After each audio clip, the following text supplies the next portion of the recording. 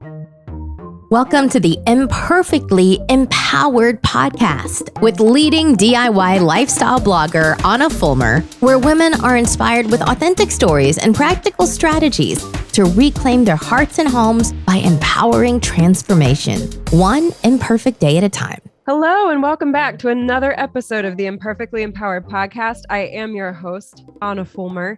Today it is my pleasure to introduce you to John Mollura.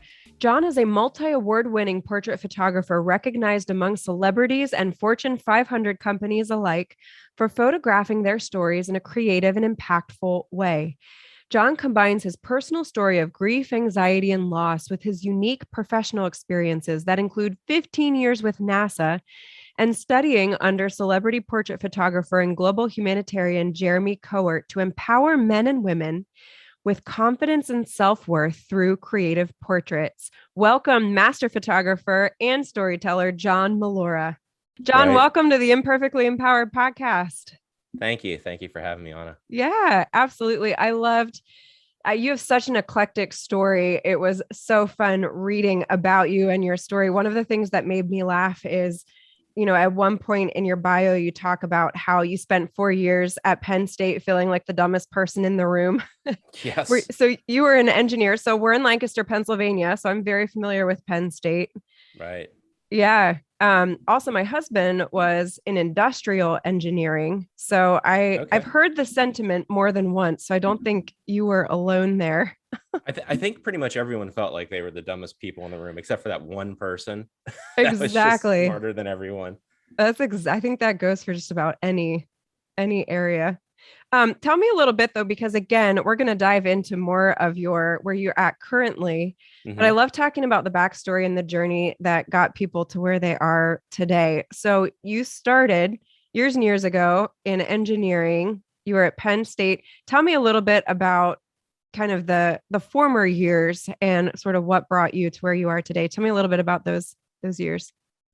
Yeah, I truthfully, I don't know how I ended up in engineering. It's probably one of those things where I went to a very conservative Catholic high school, and I'm pretty sure I went and talked to my guidance counselor, and they looked at my math and science scores and said, "Oh, you're really good at that. Do you like figuring things out?" And I probably said, "Yeah, sure." And they probably just said, "You should go into engineering." I went, "All right, cool," because I really don't know how I ended up there, and it was a good fit. I mean, I do have a sciencey and math brain. So I went to school for engineering, considered changing majors numerous times. I mean, who can blame you? Yeah. Who doesn't in engineering? Yeah, it was like drinking water from a fire hose. But yeah, I did internships and co-ops. I worked for, I worked for Campbell Soup, did a 8-month co-op with them in Camden, New Jersey, which the internship was an experience, and working in Camden, New Jersey in the late 90s was also an experience. And I had a couple other internships. And then let me think here. I think right before my senior year, I was planning to work for Disney to be one of their Imagineers. And it was down to me and one other person, and they got the internship and I did not. And I did not have a plan B, which is a recurring theme in my life. And I remember getting the call, and it was back in the late 90s. So I was just sitting, I sat, put the phone back on the wall. Right. You guys remember those? Yeah, right. It was at least cordless, I think. Right. You were somewhat up with the times. That's right. Put the phone back on the wall and just sat down on my couch. I was just totally dejected and thought, what am I going to do? And one of my fraternity brothers walked in the room. I lived in a house with, I think at that time there were 44 unsupervised college age dudes. Wow. Just living together in this house that was built in the I think the mid 18th or 19th century. So like right after the Civil War, the house got built. So one of my buddies came walking in and he goes, "You all right, man?" And I said, "No, I'm not." And I told him what had happened. He goes, "Well, you're outdoorsy, right?" I go, "Yeah." He said, "Well, you want to teach water sports for the Boy Scouts?" I said, "I don't know the first thing about water sports, nor was I a Boy Scout, Bill." And he goes, that's cool. He said, we'll send you to like an intensive training. We'll teach you everything you need to know. You just need to know more than the kids. I said, all right, cool. So packed my bags after the semester ended and headed to the boondocks of right where New Jersey, Pennsylvania, and New York all come together, right north of Delaware Water Gap. And showed up, and I was working with the ranger crew, which was their maintenance staff, until they could send me to training. And me being the unskilled labor, I got all the jobs that, the tradesmen didn't want to do, like pulling dead mice out of toilets. And oh, Lord have mercy. That's about the lowest of right there. If you want a humbling experience, that's probably at the very top of the list. Oh, my word.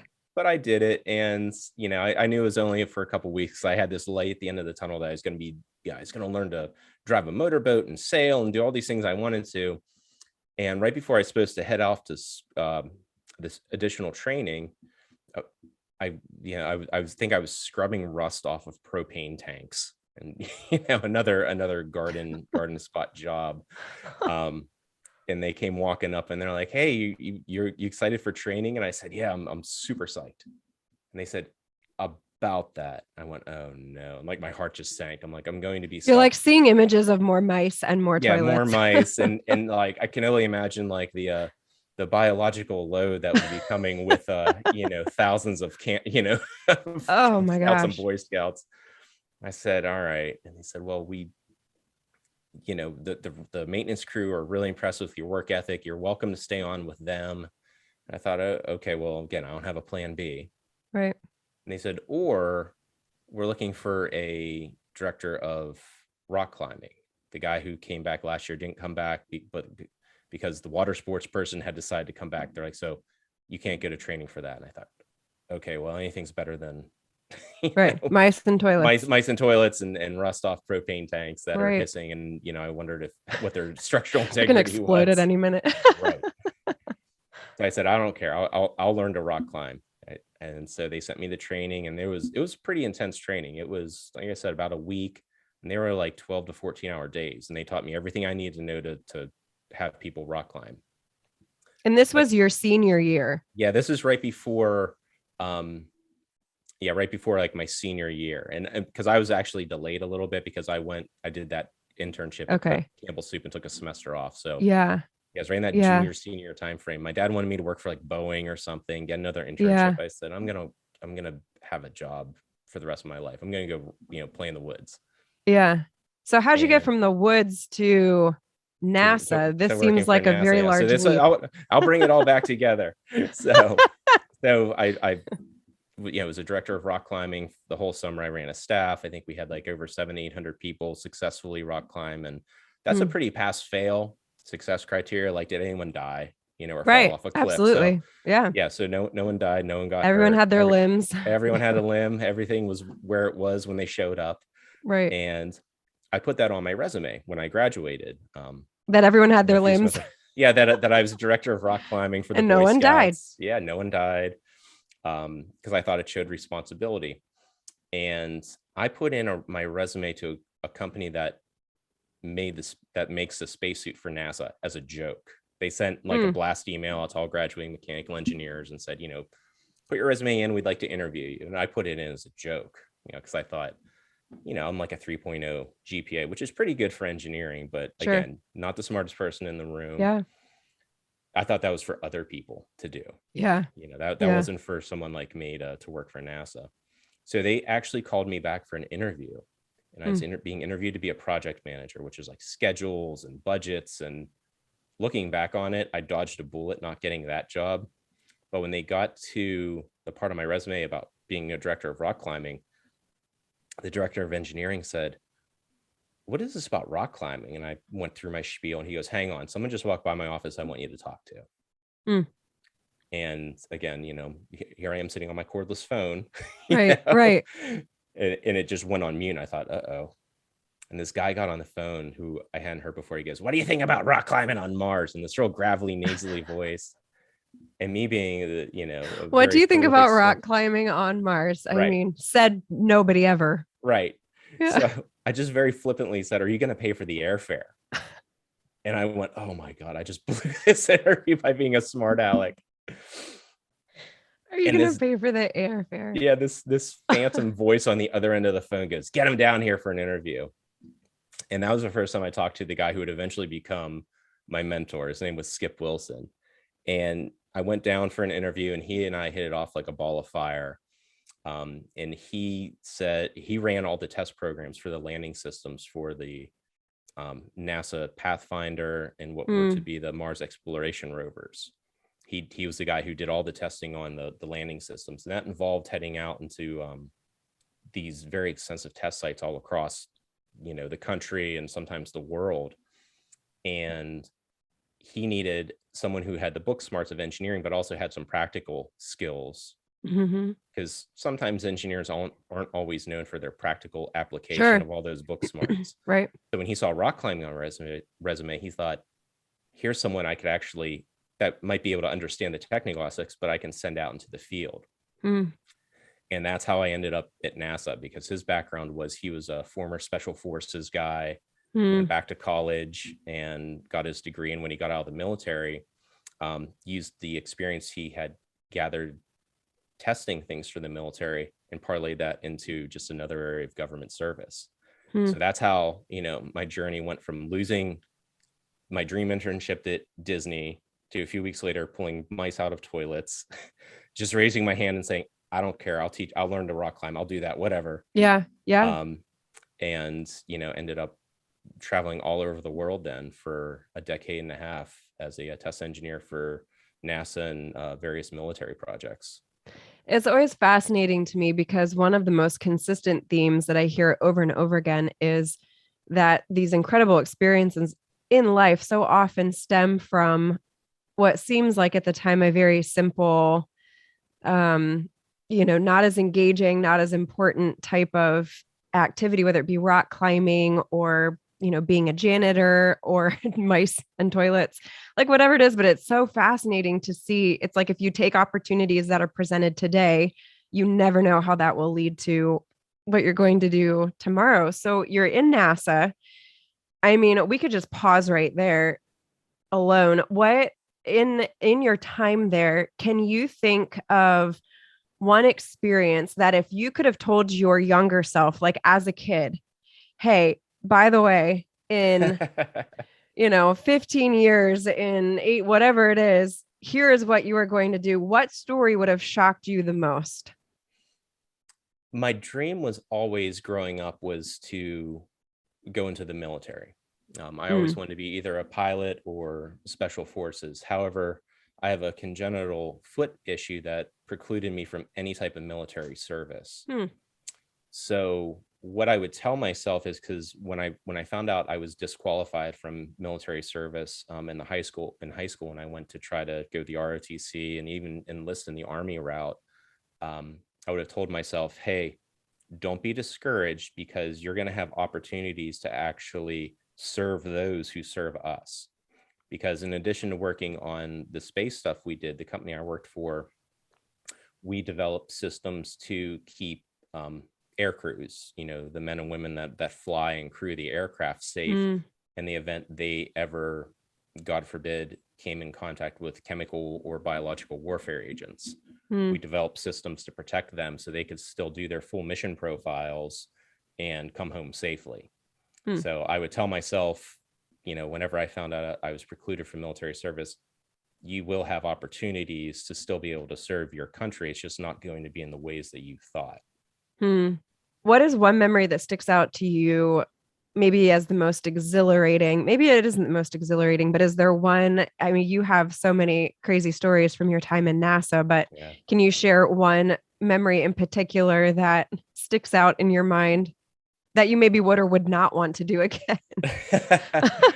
Yeah, I think I would definitely do this again, but a memory that sticks in my mind involves, I think it was like 30 to 40 hours of air travel, getting, into full Arctic gear while it was 85 degrees out, sitting on a runway to be loaded onto a military transport plane in New Zealand. And then, sitting in this tin can with a giant tank of liquid oxygen in front of me for about 6 hours. And when the cargo doors opened, once my eyes adjusted, being able to see Antarctica for the first time. That's definitely a core memory for me. And what were you doing? I'm trying to picture in what scenario would you Right. need, would all those things be aligning to create Right. this story? So the company I worked for, like I said, they make the spacesuit for NASA. So their specialty is anything with real high tech fabrics and figuring out different ways to utilize fabrics in ways that have never been done before. And I was in Antarctica working on a joint project between NASA and the National Science Foundation, where the company I worked for developed a inflatable building, essentially, that the science crews in Antarctica could, chopper out to whatever, remote work site they had, because just because you're in Antarctica, there's even places more remote in Antarctica that they'll, have to fly out to. And it used to involve sending teams of carpenters out to build and erect these structures out in the field. And that's time and money, and, resources are very Materials, short. You can't just run to Home Depot if you forget your drywall screws down in Antarctica. So the company I worked for developed a inflatable building that they could chopper out, kick it out of a helicopter or cargo plane. It would land on the ground. The advanced team lands, fires up the generator and inflates the building. And NASA was looking for the same technology to use, because you could fold it up super small. They were looking for the same technology to use for planetary exploration or lunar exploration. So we built this. Our team went down and deployed it in, I think, January of 2008. And I went down in December of 2008 to do an inspection after the Antarctic winter, because it's obviously very cold down there. The soil is all, it's very much like Mars and the moon, because it's crushed up volcanic rock, which is super nasty to any kind of equipment. So I was down there to do an inspection of our stuff. That's how I found myself literally halfway around the world at the bottom of the earth. That's amazing. So basically trying to create these inflatable working environments for Mars and wow. Yeah. Really Planetary analog, I think, was the fancy word they used. We wanted to see how much of a beating it could take. It's so crazy to me. Just what I love hearing stories like this, because there's so many things happening in parts of the world that the pieces that all need to come. It's like a movie, there's, you watch the credits and there's 5 million people in the tiniest little letters. And you think the role that all of these people played to putting on this one production. And it's like that in so many fields.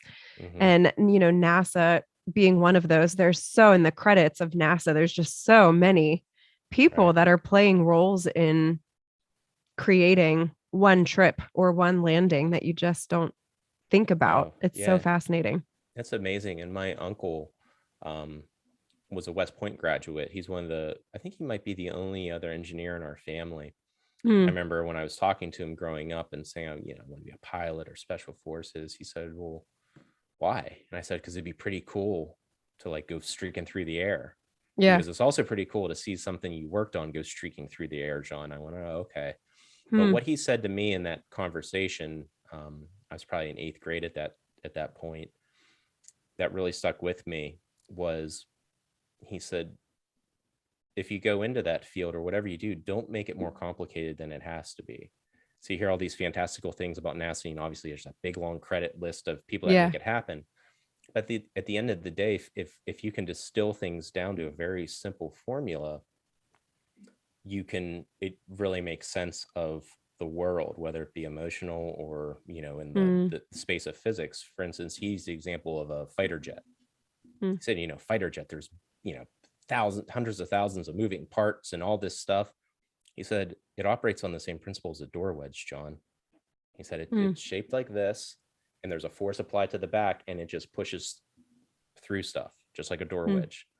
So every time I would find myself falling down some rabbit hole and making things more complex, I think of the door wedge, John. Door wedge. that Uncle George told you. Door wedge. Yeah, door wedge. I love Don't make that. it more complicated than it has to be. Says the mechanical engineer working for NASA. Right. Don't make, if there's one thing I specialize in, I can make things way more complex than they need to be. Oh, that's so funny. I love that. The door wedge. So that's going to be the new Just think of the door wedge. That's right. So during these years, I mean, again, kind of talking about that idea of growth and kind of never knowing what the next step holds, you also experienced some personal difficulties in this. You had professional growth and journey as well, but tell me a little bit about the personal challenges and journey that you also went through in this time that kind of created a pivot point for you. Yeah. So the job was a perfect fit for who I was at the time when I graduated college and, even for years after, because the job gave me a lot of accolades that I could put up on the wall, from mission certificates, just various things. And I would never believe them. I'd be up on stage getting some commendation letter from the Department of Defense, and I would just think, oh my God, someone's going to find out I don't deserve to be here. Mm. And, it came later to find out after, I started really digging into myself that imposter syndrome. I never believed the data that I had, to speak in engineering terms. I had all these missions under, that I led or teams that I'd participated on, and I just never believed that I was worthy of it.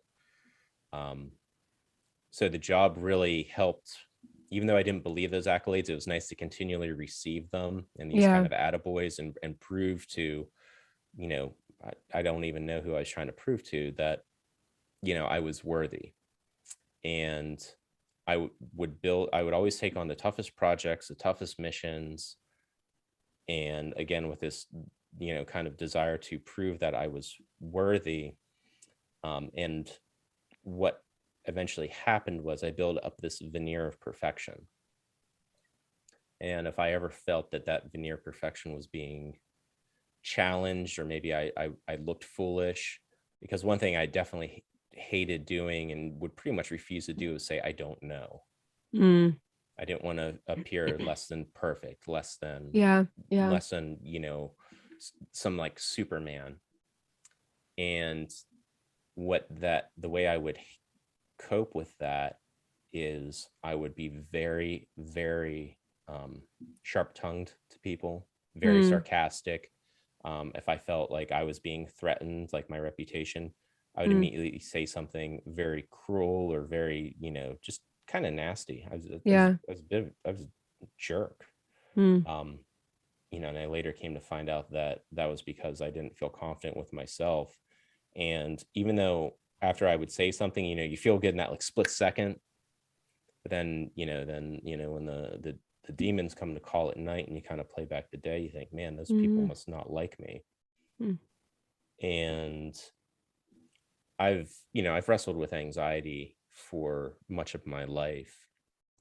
And as does nearly 50% of America.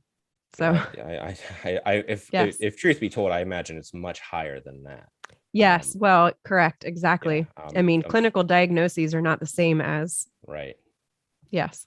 Yeah. So I, had anxiety in my life. And then coupled with this, Superman syndrome I had, and imposter syndrome and sharp tongue, I'd just find anxiety coming in waves. And then when our first child was born, a few weeks after she was born, I was left home alone with her for the first time, and she wouldn't take a bottle.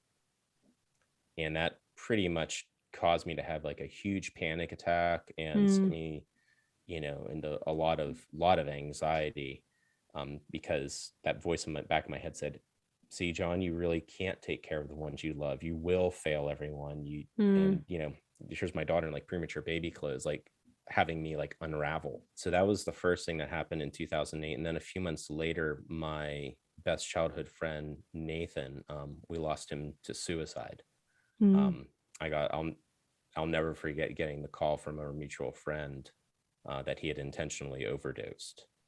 And he and I had parted ways. I knew he was struggling. I was struggling myself at the time, and, tried reaching out to him a few times, and he was just, we never reconnected after we separated paths.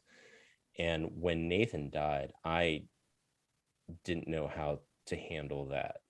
I just was was able to like show up and go to work, but I'm sure I was operating at far less capacity and probably should have sat down on the bench and taken a time out. Because some of the things we did were potentially very dangerous, but I just kept pushing through.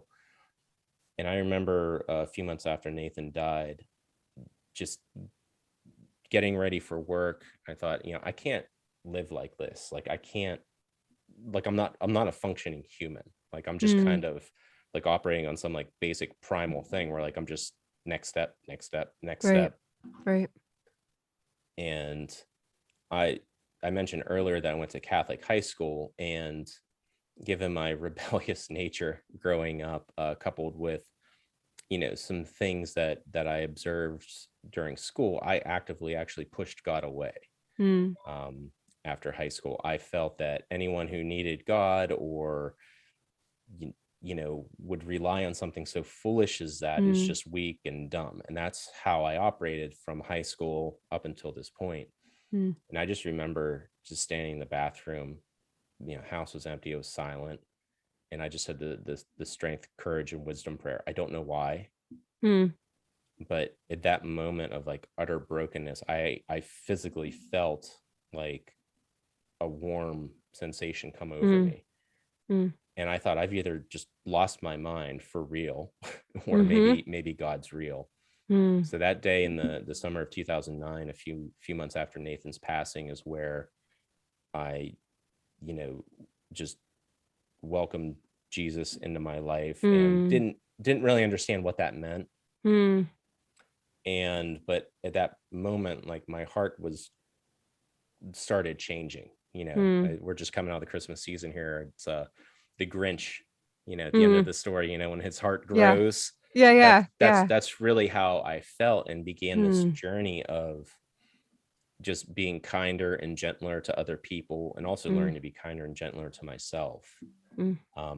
So from then on, I really worked on there were a lot of apologies to people in my immediate circle, and then even going back to like reaching out to people in like grade school. I think a guy named Zach has the record for for the longest time period I went back to apologize for something. And he said, I reached out to him through Facebook. He's like, dude, I don't even remember that. He's like, but kudos for you, good luck on your journey. So, that's hilarious. Good for you though. Yeah.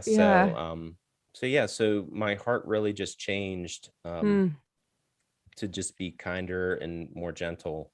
And over those years, the company I worked for, this job that I had loved and was such a dream job for me, the company changed how they operated. Yeah. And the job was no longer serving me. I no longer felt like I was doing the kind of work that I was called to do. I felt like I was being called to do something different. But by this point, now my wife and I had 3 children, and what kind of responsible father leaves a high paying job just because they're unhappy.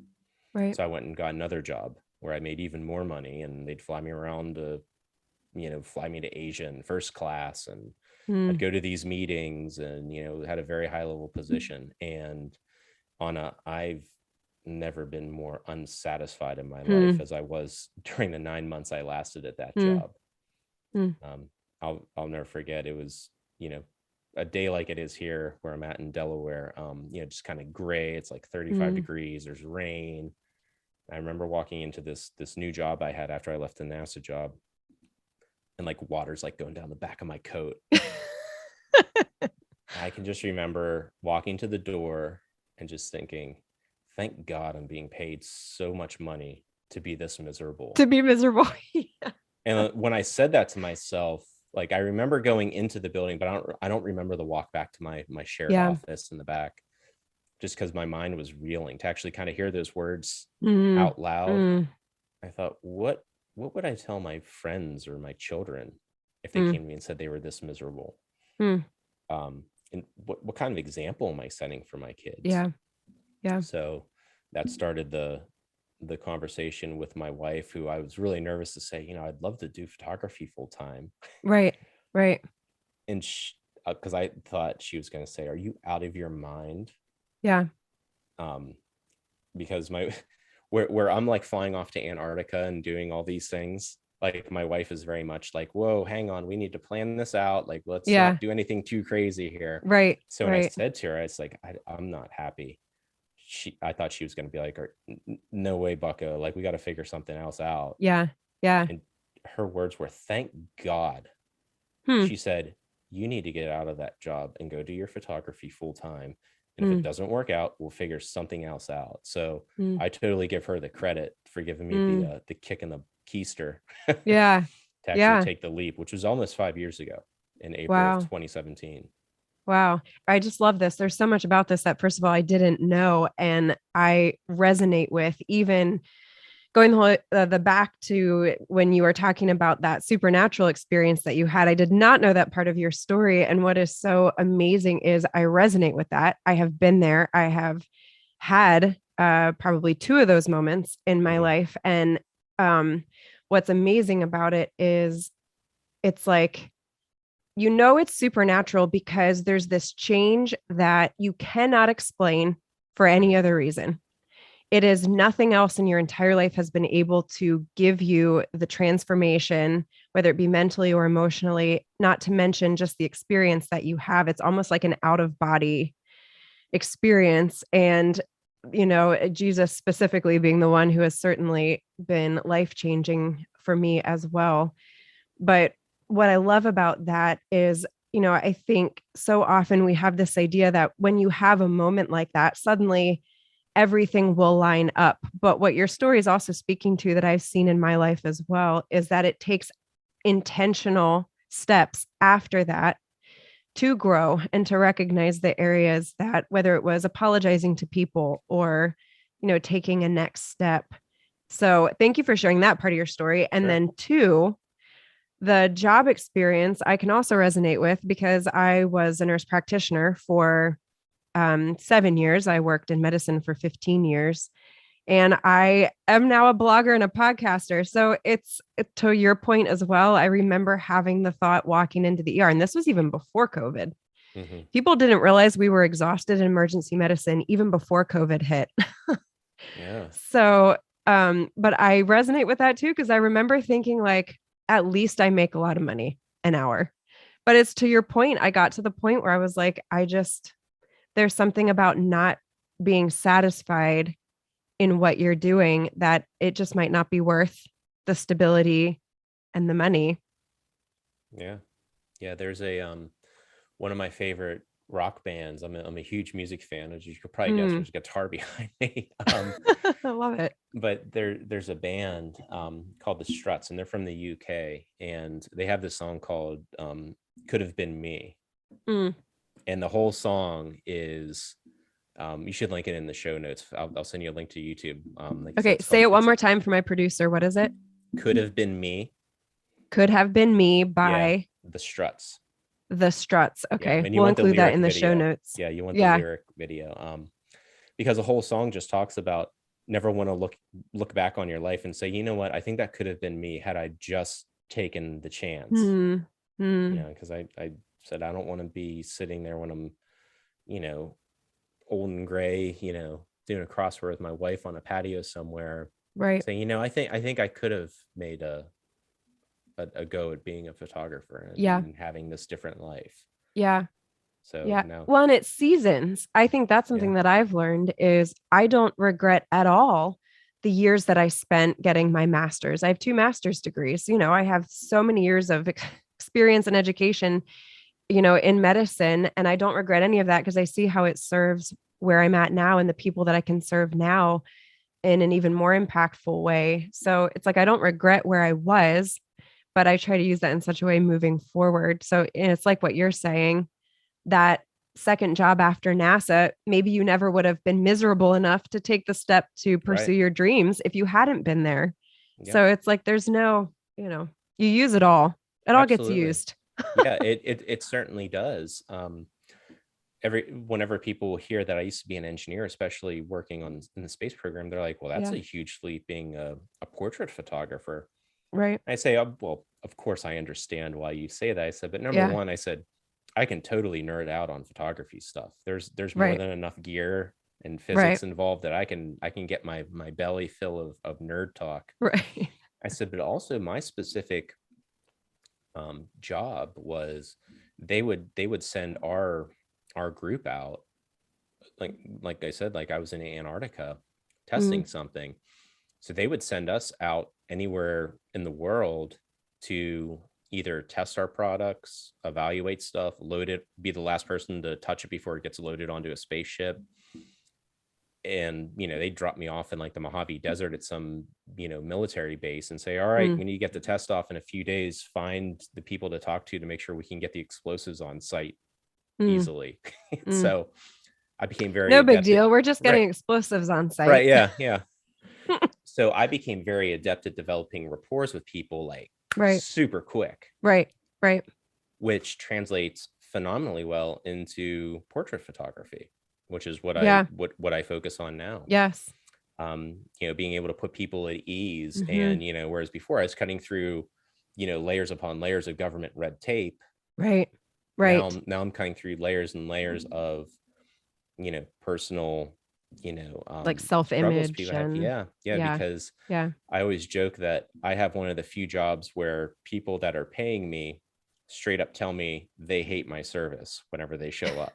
So many people that's hilarious. So many people show up and say, just so you know, I hate having my picture taken. I hate how I look in pictures.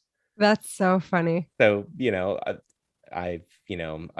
I'm able to break down those walls and have them feel comfortable before I even shoot a frame of I always say film because I want to shoot on film, but before I take a single picture, I can have that conversation. And then afterwards, after we're talking about things and they say, oh my God, I never realized I looked like that. I'm like, well, no, that's actually you. Yeah. That's how everyone sees you. I just push the button. I say, just so you know, I said, so do you not hate how you look in pictures? They're like, well, no, I really like these. I say, just so you know, you coming in and saying, I hate having my picture taken is like you showing up at like a restaurant and before the chef comes out. Yeah. And the chef comes out and you say, hey, chef, just so you know, excuse me, Gordon Ramsay. I hate eating. I hate food. But here's some money. But give me your best dish. I'll pay for it. Give me your best thing. Yeah, that's so I love that. We're going to take a quick break, but we come back. Stay tuned for a speed round of This or That with John. And we're going to dive into portrait photography, what makes his photos so unique and his expert advice on photographing right after we come back. You have tried it all. Worried you will never lose the extra weight or reclaim the energy you once enjoyed?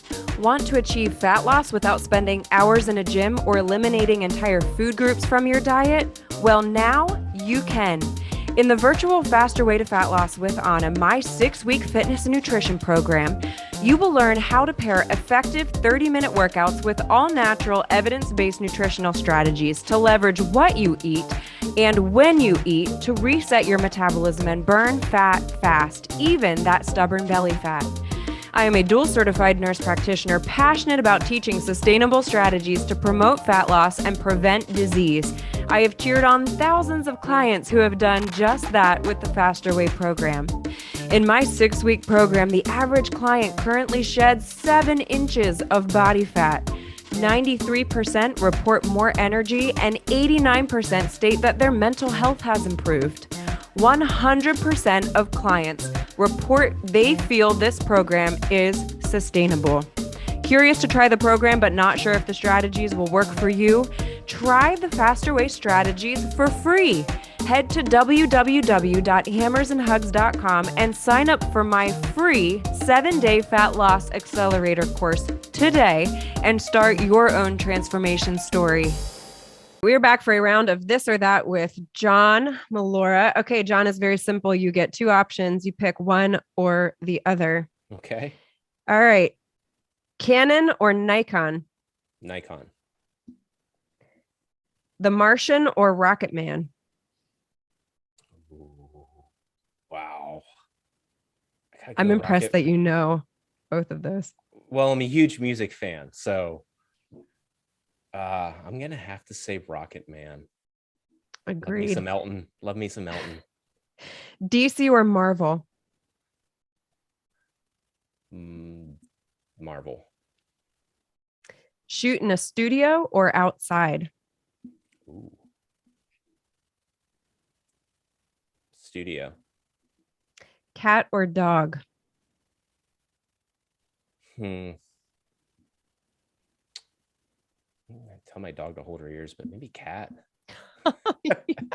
Watch yourself. I know. I think she's outside. I think I'm clear. That's hilarious. Okay. Antarctica or the desert?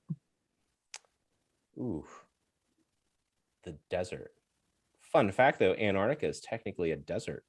Because Really?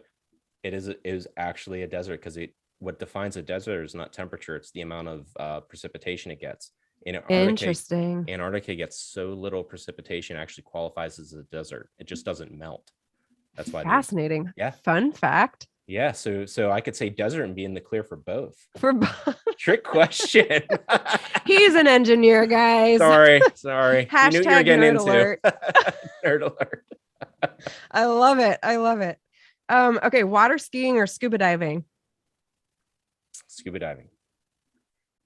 All right, last one. Football or basketball? Or rock climbing. I guess we could throw that in there too. I'm an ice hockey player, so football probably. You're an ice hockey player. Yeah, I grew up playing ice hockey. Interesting. Yeah, I grew up, the town where I grew up, Johnstown, Pennsylvania, is where they filmed the old Paul Newman hockey movie called Slapshot. Huh. Yeah, so one of my coaches was actually one of the main characters in it. So it was Interesting. I mean, Pennsylvania is not like, that's where we are. I can't say ice hockey is huge. So it's interesting that ice hockey is kind of what you grew up. Yeah, Western PA, it's really big. Is it? Okay. Yeah. Well, that's fair. Yep. Okay. Interesting. Well, we've moved everywhere from NASA to mice to toilets to rock climbing. I love it. This is the way that we roll here. So let's get into portrait photography. I love, your links and everything are going to be included on the show notes. I really love the portraits that you take. Tell me a little bit about portrait photography. What makes you excited about doing it? It's a creative aspect, and what's fun, and again, I resonate with this, is even though, again, like I would have been like you, I was in medicine for 15 years, 2 masters, worked in the ER for a lot of that.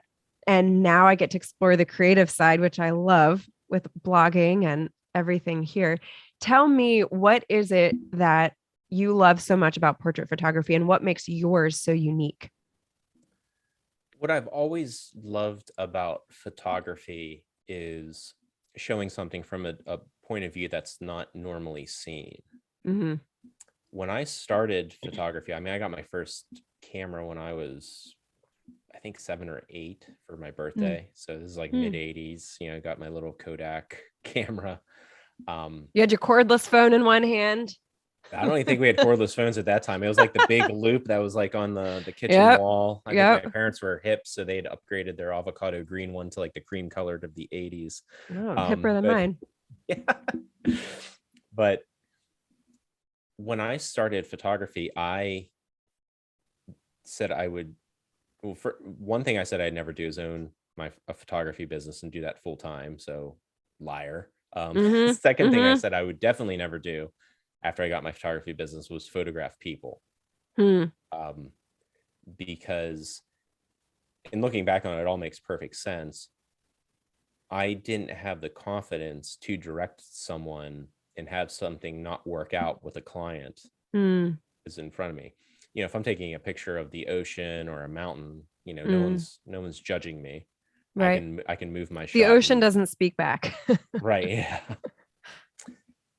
Whereas, with portrait photography, you're directing people and it just might not work out. It might not, that creative vision in your head might not, be execute as you thought. So yeah, I never thought I would photograph people until I started doing events and realized I had a knack for it. And what I have a knack for is preemptively seeing an emotion someone's going to have. And that all actually stems back to, remember, at the beginning part of the interview when I was talking about, whenever I'd feel threatened, I would, snap back at like a hurtful comment to someone to shut them down. I came to realize that although that wasn't a good use of, you know, a quote unquote superpower, it's because I can read people's emotions very well. Mm-hmm. So I would be able to unfortunately wound people back in the day because I Mm-hmm. would be able to very quickly see what makes them tick. Well, the same thing, you know, I feel like some, you know, superhero who flips the Yeah. script Yeah. is I'm able to see people's emotions and Mm-hmm. almost see them before they see them show Yeah. up. So when I'd photograph these events, I would capture these like very natural, very captivating, um, informal portraits or lifestyle shots of Mm-hmm. people. Mm-hmm. And when I saw how good that made people feel, I, you know, started dipping my toes into the water of portrait photography a little bit more. And also it was my self-esteem was increasing at the time. Mm. So I didn't feel so bad if I look at my camera and say, "Oh, nope, that didn't work. All right, let's try something else." Yeah. You know, 10 years ago, I wouldn't have been able to do that, to say, Yeah. oh, that didn't work. Yeah. So the creative aspect of portrait photography, and the reason why mine's it doesn't look like something from like a JC Penney on like plain white background is not everyone has that personality. And I Mm-hmm. like working with Mm-hmm. people that have a little bit edgier or Mm-hmm. avant-garde or just really want to see themselves differently. I work with Mm. a lot of people um, who have come through like a major life transition Mm. and either explicitly or maybe subliminally want to see themselves different Mm. because they have changed. And I get Mm-hmm. that because I've walked that path. Mm. So whenever I do portraits, you know, if you look at my work, it's lit very dramatically, Yeah. or at least not like a quote normal photo shoot. Mm-hmm. That's how I really Mm-hmm. approach everything. And the tagline for my business is uncovering incredible. Mm. Mike, the guy who helped me develop my logo and that slogan years ago when I was just getting started, said, you know, what do you want? He said, what do you want people to think about or feel whenever they look at your stuff? I said, I want people to look at my photos and say, oh my God, how did he see that? And I want to Mm. say it's because there's something incredible in whatever I'm photographing, Mm. especially people. And it's my, you know, my task to uncover that and show the rest of the world of what might be below the surface in someone. Mm. I love that. Photography was something that I really paid very little attention to. I was terrible at taking photographs. And then of course, once I became a blogger, it's a huge part of Sure. what Yeah. of what we do. And oh my word, my photography was terrible. Oh my gosh, so bad. I remember the point when I had family come up to me and say, your photographs have gotten so much better. Oh my gosh. And one of the things that I learned, so again, what I'm taking photographs of might be a little different. Well, they are very different than what you're doing. One of the tips that I learned is you want to get rid of the yellow toned lighting, use natural light. Like I did a lot of home photos. And so Mm-hmm. everything was like yellow toned. And Yeah. so I had to learn a lot of tips for what I was doing. What are some of your best just photographing tips in general for those of us that are not photographers? Yeah. So it's so nice to have cell phones in our pockets. I mean, they do such a Right. phenomenal job, yeah, as long as they have the necessary light that they need. Right. But one of the best things that I tell my students is whether you're shooting through a cell phone or through a, you know, $10,000 Nikon or Canon, is turn on the grid system. There's what Hmm. they call the rule of threes, where the way your mind processes images is it almost looks like there's a well, I guess hashtag is the appropriate thing to say. Whenever you look at something, there's two vertical lines and then two horizontal lines. Mm-hmm. And on phones, they call it, I think, the 3x3 grid. You can go in there, you just Google it, whatever iPhone or Android, say, you know, turn on 3x3 grid, and Mm. this little grid will pop up whenever your camera launches. And our eyes naturally go to the intersection points Mm. of the hashtag Fascinating. or anywhere, you know, on one of the vertical lines or horizontal lines. So if you look at a magazine or watch anything on TV, whatever they want you to pay attention to in an advertisement is going to be most likely one of those intersection points. So I That's always tell very people fascinating. And that's turn a that. setting on your phone? Yeah. I did yeah. not know that. That's called a 3x3 grid. Ooh, So that's if there's amazing. something if there's something you want to like really highlight, and obviously dead center, like that's a no-brainer. Right. But if you look at things, a lot of times I'll position it right on right on one of the lines. On the Get your eyes lines. to go there. Yeah. Interesting. The cross section. Yep. Yeah. And Okay. there's all different aspects of psychology that go into it. So if it's a picture of a person, they'll likely be on the far left, so they're looking off. Whereas if I did a photo shoot, marketing photo shoot for a ferry that like operates around here on the water. Oh, I was thinking like not the floating not ferries. like Tinkerbell, like Like, load your car on and go to the interesting beach. photo shoot. We're back to Disney. Okay. Yeah, right. But I wanted to show like an expansive thing, so I put the people on the other side, so you can just see this big sweeping water panorama, and then it leads you right to the people. So there's so much. So people are psychology. often on the left, is what you're saying. A lot of times, like if it's a portrait, like if you open up, and look at like a L'Oreal ad, the model's likely probably on the left-hand side and looking the other way. Interesting. Whereas if they would be, like in Israel, they would likely be on the other side because English readers start at the left and go to left the to right. Yeah, whereas people that read Hebrew start at the right and go to the left. That is there's really all these interesting. little nuances. Yeah. That go into it. That is fascinating. Yeah. Do you travel? So if people are interested in your services, do you travel, or are you primarily shooting people locally? And we can just pause right there. Even though I've been doing this so many years, saying that I shoot people, I'm sure I'm on some kind of watch list. Because I'm either, I shoot people, I contract for headshots. It's like, you got kids? Yeah, I'll shoot your kids. You think we're talking about photography, Right, but really, right. Yeah, I'm that's sure so funny. My podcast is going to be flagged. Sorry. That's so funny. No, I travel. I always had my camera with me, and they'd send me all over, the earth. So that's how I really build up my photography skills. Like in Antarctica, like I had my camera down there. So if people are interested, I certainly travel. Obviously, given the current climate, it might be a little more complicated, but that's still good to know though, because I mean, this podcast will obviously live forever. So for people interested, and again, we'll have all of his links at the end. But John does travel. Well, I might have to check out. Yeah.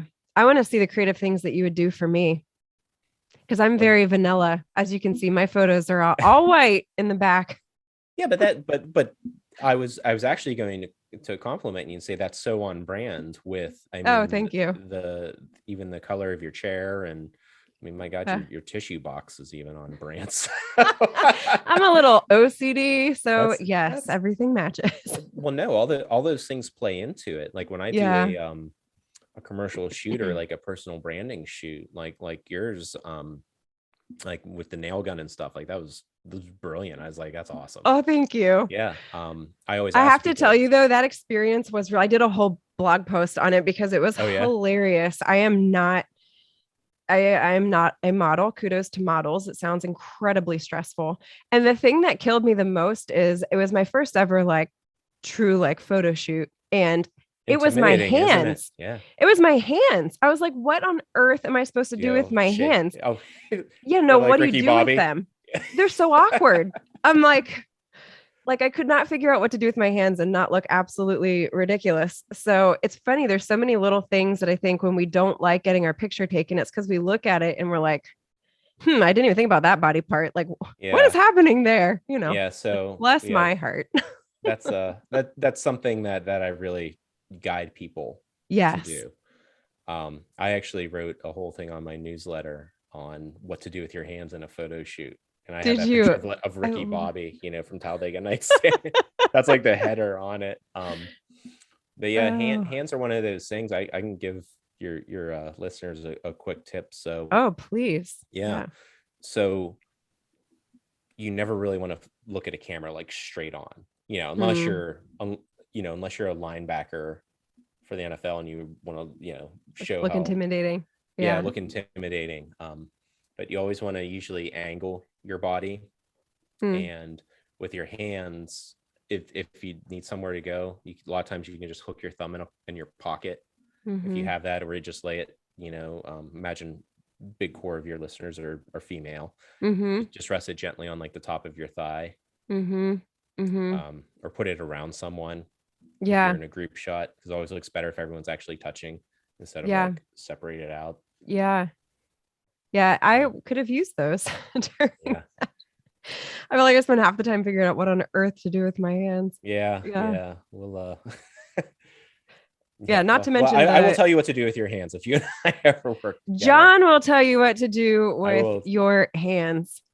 I love the aspect of trying to help people see how other people see them. I think that's a beautiful concept of photography, especially in the filtered world that we live in, where you can put all of these crazy filters to make you look nothing like you actually look in real life. And the idea of creating a more organic kind of raw photo, I think, is really a beautiful concept. Do you have a favorite photo you've ever taken? Whether a person or a place or whatever. I have a couple for different reasons, but probably one of the shoots that sticks out the most in my mind really plays off of what you just said. My friend Molly was trying to be on the cover of Inked magazine. She has like, I don't even know how many tattoos she has. A lot.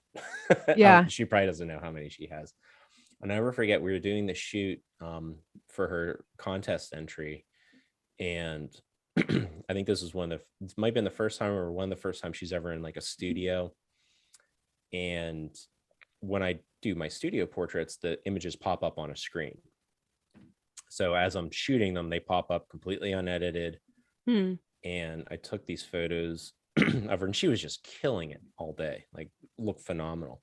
And she kind of peeked around the light and went, and I went, "What's wrong?" She goes, "I look so pretty." I said, "What do you mean?" She goes, "You made me look so pretty." I said, that's you. I said, "There's no editing." I said, that's how the rest of the world truly sees you. So that shoot I did with her was probably one of my favorite. I love that. You see her sprinkled like throughout my portfolio, because her and I have done like numerous things together since that point. That's awesome. I love that. If we could like summarize your journey, whether it be professional and personal, and I love the points are all over. Like, it seems like when you hear a story like that, they're all over the map. Mine would be similar, but really there's this consistent through line. It's like, it makes complete sense. And hindsight vision is always 20/20. But as you look back on your journey in your personal and professional success, if you could sum it up, what the secret is in one word to overcoming those challenges and experiencing success, in one word or one phrase, what would it be? Go for it. Because Nike has Just Do It trademark, so go for it. Darn Nike. Yeah, how dare they? Seriously. Just go for it. Just go for it. Because like I mentioned that song, you don't want to look back and say that could have been me. Because even if it doesn't turn out like you thought, if you go for something, which I can pretty much guarantee you 100%, it's not going to turn out like you thought it was going to. Like, I never would have thought I'd be a portrait photographer when I left corporate world 5 years ago.